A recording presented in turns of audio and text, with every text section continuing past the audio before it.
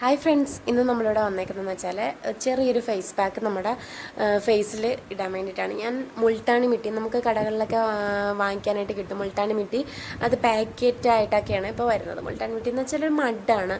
അത് നമ്മുടെ സ്കിന്നിനൊക്കെ നാച്ചുറലായിട്ട് നല്ല കുറച്ച് കാര്യങ്ങളൊക്കെ ചെയ്തു തരുന്നതാണ് ഈ മുൾട്ടാണി മിട്ടി എന്ന് പറയുന്നത്. പണ്ട് കാലം തൊട്ടേ എല്ലാവരും ഉപയോഗിച്ച് വരുന്നതാണ്. നമ്മുടെ സ്കിന്നിലുള്ള ഒരുപാട് ഓയിലി ആയിട്ടുള്ള ആ ഓയിലിനെയൊക്കെ ഇത് വലിച്ചെടുക്കും.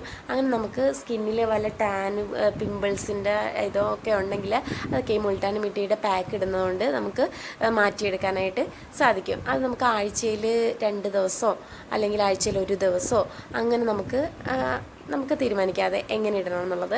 അപ്പോൾ ആഴ്ചയിൽ 1 ദിവസമൊക്കെ ഉപയോഗിക്കുകയാണെങ്കിൽ നല്ല മാറ്റം നമ്മുടെ ഫേസിന് ഉണ്ടാവും. ഞാനിവിടെ തൈരാണ് കേട്ടോ ഉപയോഗിക്കുന്നത്. അപ്പോൾ തൈരും മുൾട്ടാനി മിട്ടിയും തമ്മിൽ മിക്സ് ചെയ്തിട്ടാണ് ഫേസിൽ അപ്ലൈ ചെയ്യുന്നത്. കട്ടി കുറച്ചാണ് നമ്മൾ ഇടുന്നതെങ്കിൽ പെട്ടെന്ന് അത് ഡ്രൈ ആയി കിട്ടും.